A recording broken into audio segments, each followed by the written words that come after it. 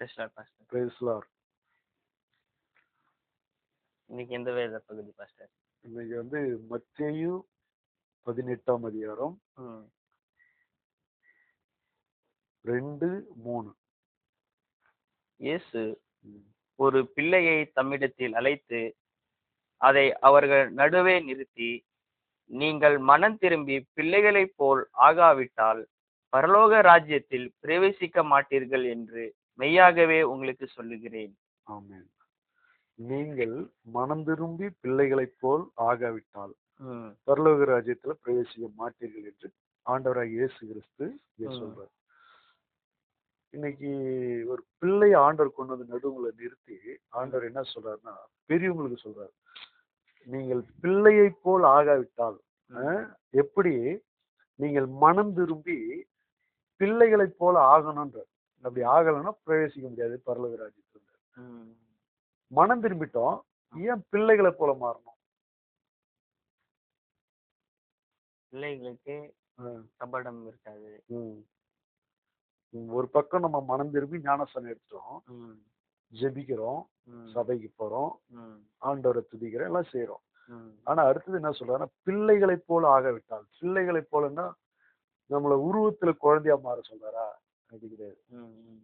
இருதயத்துல ஒரு சிறு பிள்ளையினுடைய அந்த இருதயத்தை நீங்க கவனிச்சு பார்த்தீங்கன்னா, அந்த கபடம்னா என்னன்னு அது தெரியவே தெரியாது, கசப்புன்றது தெரியாது, வைராக்கின்றது தெரியாது, நல்லவங்க கெட்டவங்கன்றது தெரியாது.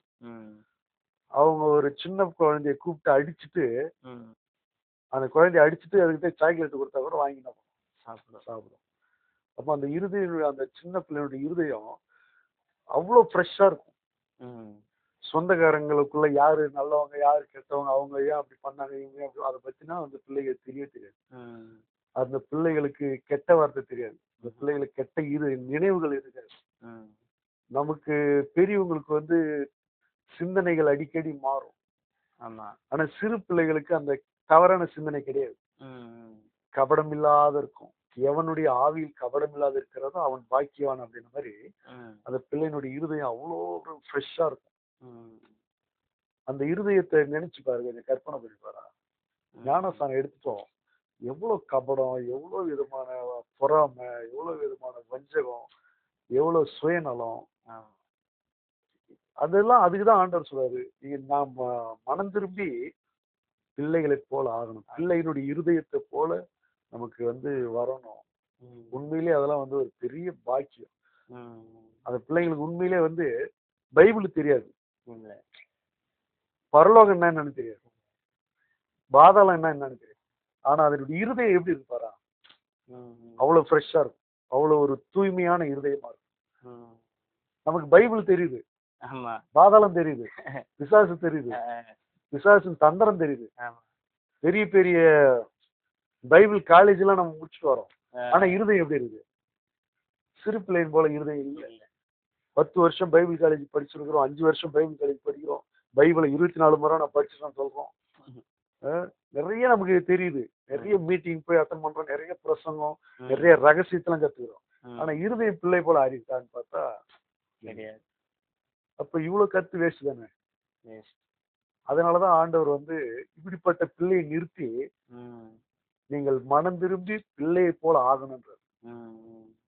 நாம வந்து அங்க போவோம், சாதாரண விஷயங்கள், சின்ன பிள்ளையினுடைய இருதயத்தை போல அதெல்லாம் நம்ம சிந்திச்சு பாக்குறது இல்லை. நம்ம மனம் திரும்பி ஞானஸ்தானம் எடுத்துட்டு நம்ம வந்து நிறைய கத்துக்கிட்டு முன்னேறணும், அப்படி போகணும் இப்படி போகணும், நிறைய நம்மளுடைய எண்ணங்கள் நிறைய இருக்கு. ஆனா ஆண்டவர் வந்து சாதாரண விஷயத்தை ஒப்பிட்டு சொல்றாரு. ஒரு குழந்தை போல உங்க மனசு இருக்குதான்னு கேட்குறாரு. எனக்கு வந்து பைபிள்ல நிறைய ரகசியம் தெரியும், நிறைய பாஸ்டரை பத்தி தெரியும், நிறைய வெளிநாட்டுல நடக்கிற கடைசி காலத்தினுடைய நிகழ்வுகள்லாம் தெரியும். ஆனா ஆண்டவர் கேட்கிறார், சிறு பிள்ளையின் இருதயத்தை போல அவன் இருதயம் இருக்கா? அப்படி இல்லைன்னும் போது அந்தி கிறிஸ்துவ பத்தி தெரிஞ்சு என்ன பண்ண போறோம்? கடைசி காலத்தை பத்தி தெரிஞ்சு என்ன பண்ண போறோம்? அதெல்லாம் தெரியாத போது ஒரு மனுஷனுடைய ஒரு விசுவாசினுடைய அல்லது ஒரு ஊழியக்காரனுடைய இருதயம் சிறு பிள்ளையை போல இன்னும் மாறலன்னு போது அவன் எவ்வளவு ரகசியத்தை கத்து வச்சு அவன் எப்படி பரலோகம் போக முடியாது? அவன் கத்து வச்சது எல்லாமே அவனுக்கு வேஸ்டா போயிடலாம்.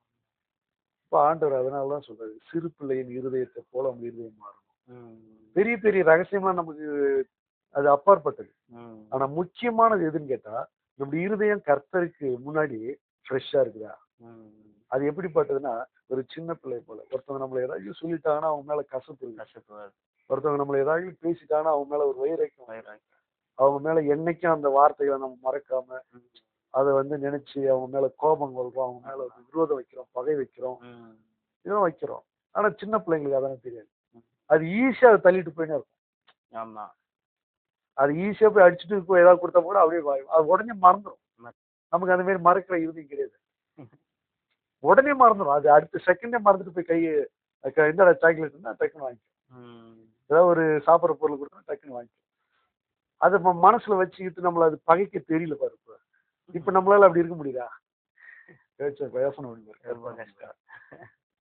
உடனே நம்மள ஒருத்தவங்க திட்டிட்டு அஹ், அல்லது ஒரு யாரோ ஒருத்தவங்க இல்ல பாஸ்டர் கூட முன்ன நான் திட்டிட்டேன்னு வச்சுக்கா, அஹ், திட்டிட்டு உடனே ரஞ்சித்துன்னு கூட்டா அஹ். உன்னுடைய இருதயத்துல உடனே ஃப்ரெஷ் ஆகுதா? இல்ல. கொஞ்சம் லேட் ஆகும். டைம் எடுக்கும். அது இந்த கசப்பு மாறுறதுக்கு ஆமா. லேட் ஆகும். அஹ். மறாத நாள் கூட மாறலாம், இல்ல மாறாத கூட போலாம் இல்லையா?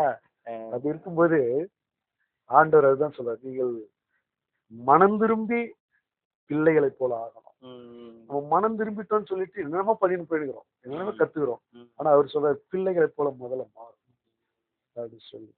அதனால நம்ம மனம் திரும்பி அடுத்து செய்ய வேண்டிய வேலை என்னன்னு கேட்டா, பிள்ளையை போல மாறணும். உண்மையிலே அதை நினைச்சு பார்த்தோம்னா அவ்வளவு ஆசையா இருக்குது. நம்ம இருதயம்லாம் அப்படி இல்லையே, ம். நம்ம இருதயம்லாம் அப்படி மாறினா எவ்வளவு சந்தோஷமா இருக்கும் அப்படின்னு மாற விட மாட்டேங்குது. சூழ்நிலைகளும் மனுஷர்களும் நம்மள மாற விடாம நம்ம கூட போராடுறாங்க. ம். ஆனா ஆண்டவர் சொல்றாரு மாறணும், சிறு பிள்ளையை போல மாறணும் அப்படின்னு சொல்லி. அந்த சிறு பிள்ளையினுடைய இருதயம் நமக்கு தெரிஞ்சிச்சுன்னா போதும், இருந்துச்சுன்னா போதும், ம். நம்ம பாக்கியவான்கள் தான். ஆமென். அதனால மனம் திரும்பி என்ன செய்யணும்? சிறு பிள்ளை போல மாறணும். பிள்ளைகளைப் போல நீங்கள் ஆகாவிட்டால் பரலோக ராஜ்யத்தில் ஒரே- நேசிக்க மாட்டீங்க. அதனால சிறு பிள்ளையின் இருதயம் நம்ம வந்து வாஞ்சிக்கணும். ஆமென். இப்போ உதாரணத்துக்கு ஆராய்ச்சி பார்க்கணும், சின்ன பிள்ளைகளுடைய இருதயத்துல என்னென்ன இருக்கு யோசிச்சு பாரு. யாரை பத்தினா தவறான எண்ணங்கள் இருக்குதா? இல்ல. யாரை பத்தியாவது இந்த வைராக்கியம் இருக்குதா? அது அது இருதயத்தை இப்படி ஆராய்ச்சி பார்த்தா ஒண்ணுமே கிடையாது. ஆமா. அந்த சிறு பிள்ளையினுடைய இருதயத்துல ஒண்ணுமே கிடையாது. ம். அப்படியே பிளாங்கா இருக்கு, ஒரே வெண்மையா, ஒரே தூய்மையா இருக்கு. ம். எந்த கலப்படமும் அதுல கிடையவே கிடையாது. இல்ல. சாத்தான் போட்டாலும் அதுல இல்ல, நம்ம போட்டாலும் அது இல்லை. அப்படி இருக்கும்போது அந்த பிள்ளையினுடைய இருதயத்தை போல நம்ம இருதயம் மாறும். கர்த்தர் நம்மை ஆசீர்வதிப்பார்.